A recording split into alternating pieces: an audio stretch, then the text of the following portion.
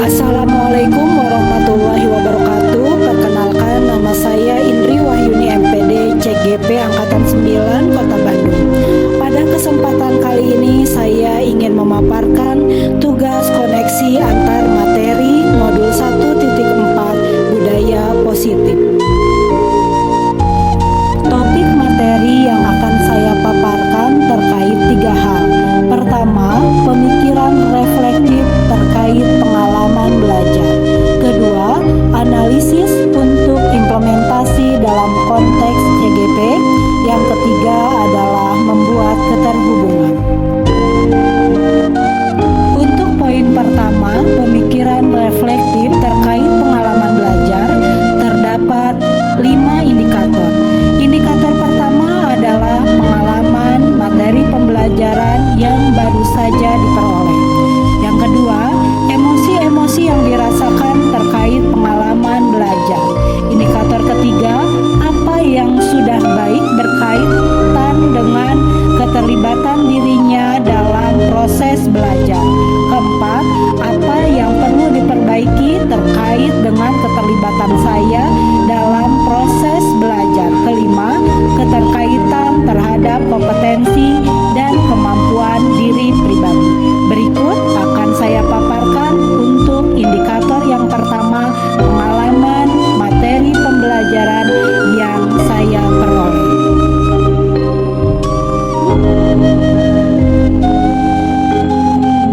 Indikator pertama pada pemikiran reflektif terkait pengalaman belajar adalah pengalaman materi pembelajaran baru yang saya peroleh. Modul 1.4 ini memberikan pencerahan baru yang menguatkan pengetahuan yang saya peroleh sebelumnya pada modul 1.1, 1.2, dan 1.3. Pengalaman belajar tersebut adalah saya memperoleh materi tentang disiplin positif, teori kontrol, teori motivasi, hukuman dan penghargaan, posisi kontrol guru, kebutuhan dasar manusia, keyakinan kelas, dan segitiga restitusi. Berikut akan saya paparkan satu persatu. Materi pertama yang saya peroleh adalah apa itu disiplin positif. Lingkungan positif dapat terwujud dengan penerapan disiplin di sekolah kita. Makna disiplin erat kaitannya dengan nilai-nilai kebajikan universal dan perubahan paradigma teori stimulus respon ke teori kontrol serta teori 3 motivasi perilaku manusia. Adapun tujuan dari disiplin positif adalah menanamkan motivasi yang ketiga pada murid-murid kita, yaitu untuk menjadi orang yang mereka inginkan dan menghargai diri sendiri dengan nilai-nilai yang mereka percaya. Kebanyakan orang akan menghubungkan kata disiplin dengan tata tertib, teratur, dan kepatuhan pada peraturan. Kata disiplin juga sering dihubungkan dengan hukuman. Padahal itu sungguh berbeda, karena belajar tentang disiplin positif tidak harus dengan memberi hukuman. Justru hukuman adalah salah satu alternatif terakhir. Bila tidak digunakan sama sekali, itu sangat baik. Bapak pendidikan kita Ki Hajar Dewantara menyatakan bahwa di mana ada kemerdekaan, disitulah harus ada disiplin yang kuat. Sungguh pun disiplin itu bersifat self-disiplin, yaitu kita sendiri yang mewajibkan kita dengan sekeras-kerasnya. Tetapi itu sama saja, sebab jikalau kita tidak cakap melakukan self-disiplin, wajiblah penguasa lain mendisiplinkan diri kita. Dan peraturan demikian itulah harus ada di dalam suasana yang merdeka. Ki Hajar Dewantara, Pemikiran, Konsepsi, Keteladanan, Sikap Merdeka, cetakan kelima, 2013, halaman 407. Materi kedua adalah teori kontrol. Teori kontrol adalah sebuah teori yang menjelaskan bagaimana individu merespon terhadap perasaan diri dan lingkungan. Teori ini berfokus pada bagaimana individu individu mengevaluasi situasi dan mengambil tindakan yang diperlukan untuk mencapai tujuan. Jenis teori kontrol ada dua, yaitu kontrol internal dan kontrol eksternal.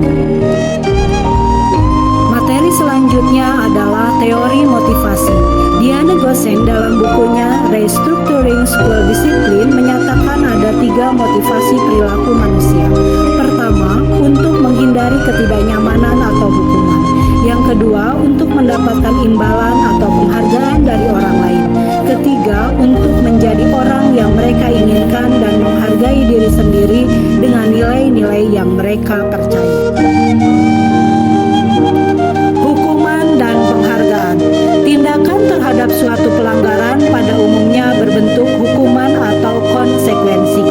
Program disiplin positif yang dinamakan restitusi. Restitusi adalah proses menciptakan kondisi bagi murid untuk memperbaiki kesalahan mereka, sehingga mereka bisa kembali pada kelompok mereka dengan karakter yang lebih kuat. Gosen 2004. Restitusi juga merupakan proses kolaboratif yang mengajarkan murid untuk mencari solusi untuk masalah mereka dan membantu murid berpikir tentang orang seperti apa yang mereka inginkan dan bagaimana mereka harus memperlakukan orang lain. Gosen 1996. Disiplin yang sudah bermakna positif terbagi 2 bagian, yaitu disiplin dalam bentuk konsekuensi, disiplin dalam bentuk restitusi, sedangkan hukuman merupakan identitas gagal.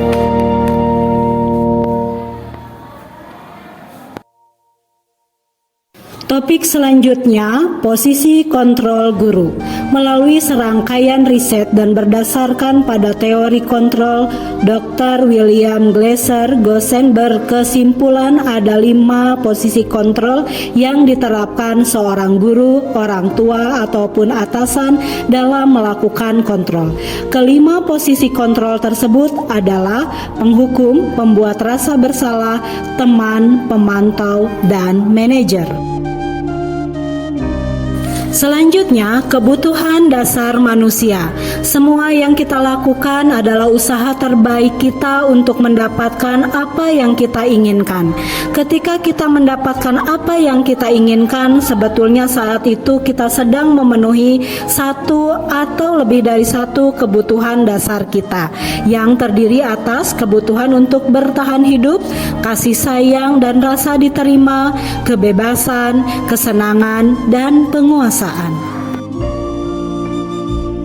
Selanjutnya, keyakinan kelas. Nilai-nilai kebajikan yang dapat menjadi landasan kita dalam membuat suatu keyakinan sekolah atau menentukan visi dan misi atau tujuan dari sebuah institusi atau sekolah. Pembentukan keyakinan sekolah atau kelas. Karakteristiknya adalah lebih abstrak, merupakan pernyataan-pernyataan universal, berbentuk positif, tidak terlalu banyak, sebaiknya merupakan sesuatu yang dapat diterapkan di lingkungan tersebut dan semua pihak ikut berkontribusi dalam pembuatan keyakinan kelas, serta semua pihak bersedia meninjau kembali keyakinan kelas dari waktu ke waktu.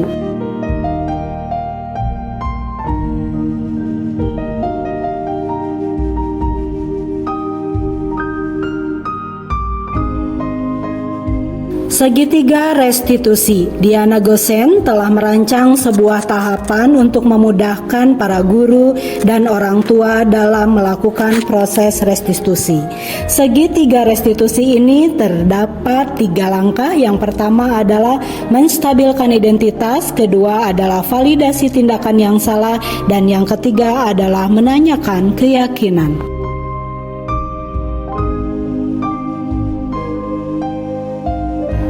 Berikut akan saya sampaikan analisis saya tentang kaitan modul 1.4 dengan materi pada modul 1.1, 1.2, dan 1.3. Menurut saya, Kita dapat menerapkan disiplin positif jika kita sebagai pendidik telah memahami paradigma perubahan dalam pendidikan sesuai filosofi KHD yang menuntun sesuai dengan kodrat anak, kodrat zaman, kodrat alam, dan penanaman budi pekerti.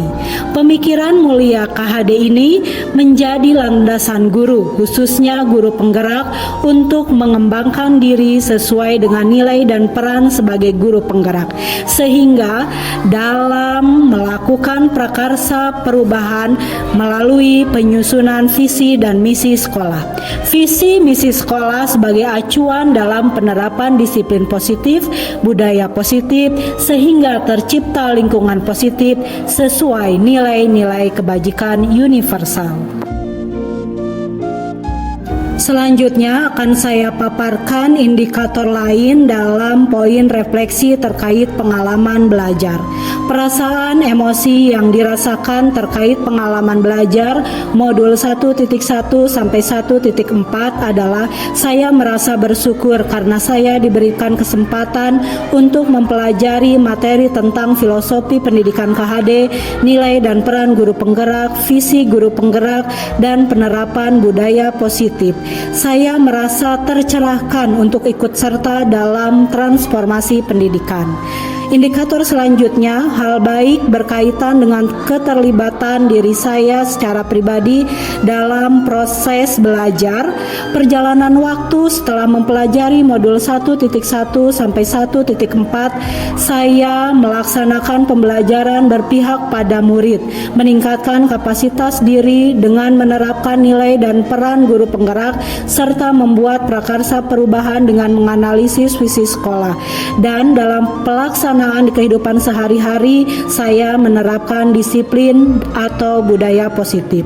Indikator ketiga, hal yang perlu diperbaiki terkait dengan keterlibatan diri saya dalam proses belajar adalah saya harus lebih berinovasi dalam melaksanakan pembelajaran dan konsisten dalam melaksanakan disiplin positif. Adapun untuk indikator yang terakhir adalah keterkaitan terhadap kompetensi dan kematangan diri pribadi saya. Setelah mempelajari modul 1.1 sampai 1.4, kompetensi dan kematangan diri saya ada peningkatan, terutama dalam perubahan pandangan tentang bagaimana pendidikan semestinya. Saya pun lebih percaya diri setelah menerapkan nilai dan peran guru penggerak. Materi visi dan prakarsa perubahan budaya positif membuat saya memiliki bayangan untuk menciptakan lingkungan positif.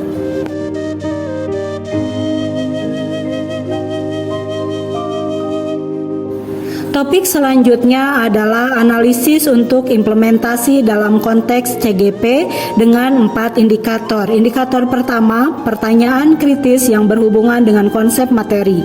Indikator kedua, materi yang dipelajari dengan pemikiran pribadi sehingga tergali wawasan atau insight baru. Ketiga, tantangan yang muncul baik tingkat sekolah maupun daerah. Keempat, alternatif solusi terhadap tantangan yang diidentifikasi. Selamat menyimak. Berikut saya sampaikan hasil analisis saya untuk implementasi dalam konteks CGP pada poin pertama, pertanyaan kritis yang berhubungan dengan konsep materi. Bagaimana menerapkan disiplin positif di kelas atau sekolah? Materi yang dipelajari dengan pemikiran pribadi sehingga tergali wawasan insight baru. Pada modul 1.4 ini saya memperoleh pandangan tentang 5 posisi kontrol dan restitusi segitiga, atau maksudnya segitiga restitusi. Tantangan yang muncul baik tingkat sekolah maupun daerah adalah bagaimana saya mengubah paradigma pendidikan sesuai KHD dan menerapkan disiplin positif di sekolah ataupun di kelas. Alternatif solusi terhadap tantangan yang diidentifikasi, saya akan melaksanakan penyamaan persepsi pentingnya filosofi pendidikan KHD dan penerapan budaya positif. Saya pun berusaha menjadi model dalam menerapkan filosofi pendidikan KHD dan penerapan budaya positif.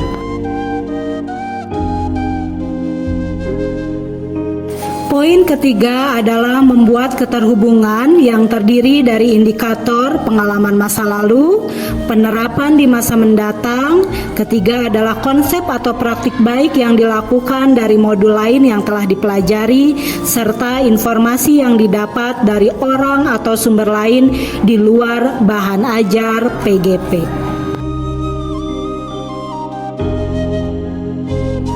Berikut adalah penjelasan untuk topik membuat keterhubungan. Indikator pertama, pengalaman masa lalu. Saya masih kurang menerapkan pembelajaran yang berpihak pada murid. Posisi kontrol yang saya lakukan belum posisi kontrol manajer. Adapun indikator penerapan di masa mendatang, saya akan melaksanakan pembelajaran berpihak pada murid dan posisi kontrol manajer serta menerapkan segitiga restitusi. Indikator ketiga, konsep atau praktik baik yang dilakukan dari modul lain yang telah dipelajari. Modul 1.1 saya menerapkan pembelajaran yang berpihak pada anak sesuai dengan filosofi pemikiran KHD. Modul 1.2 menerapkan nilai dan peran guru penggerak dengan melaksanakan pembelajaran kontekstual, pembelajaran, pemanfaatan lingkungan sekitar, dan inovasi pembelajaran. Pada modul titik 3, saya membuat prakarsa perubahan program Jeli Manis dan pembentukan komunitas praktisi Cilengkrang Bisa. Pada modul 1.4, saya belajar menerapkan segitiga restitusi. Adapun indikator yang keempat, informasi yang didapat dari orang atau sumber lain di luar bahan ajar PGP adalah saya memperoleh informasi penguatan tentang segitiga restitusi, pola kontrol guru dari platform Merdeka Mengajar.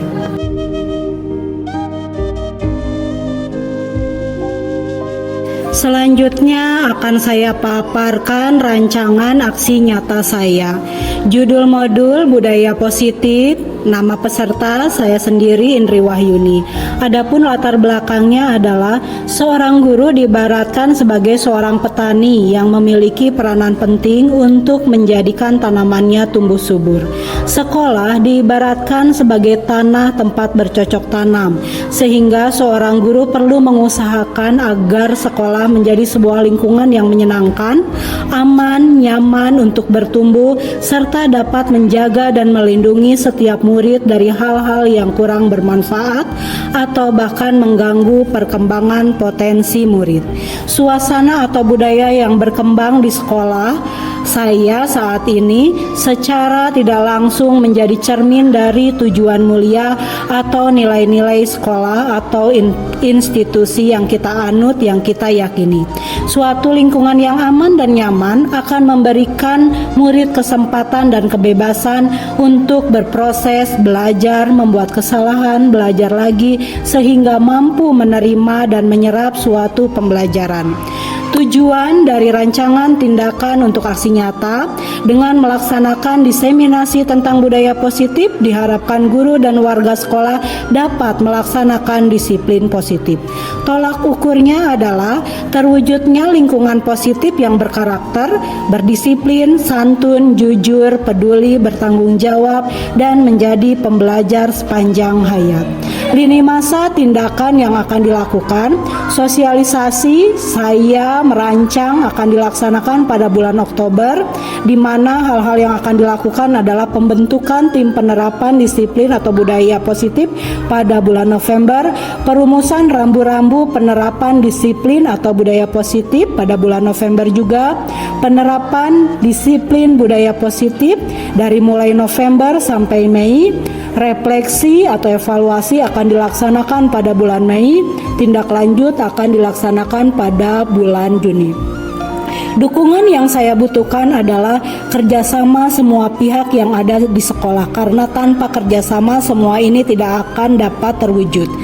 Yang keduanya adalah peralatan untuk sosialisasi seperti laptop, infokus, atau pengeras suara, ATK untuk pengadministrasian, dan semua hal tersebut didapat dari fasilitas sekolah.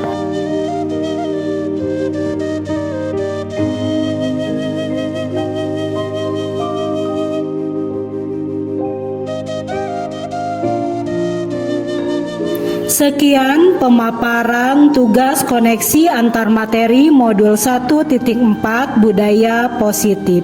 Semoga bermanfaat. Terima kasih. Wassalamualaikum warahmatullahi wabarakatuh.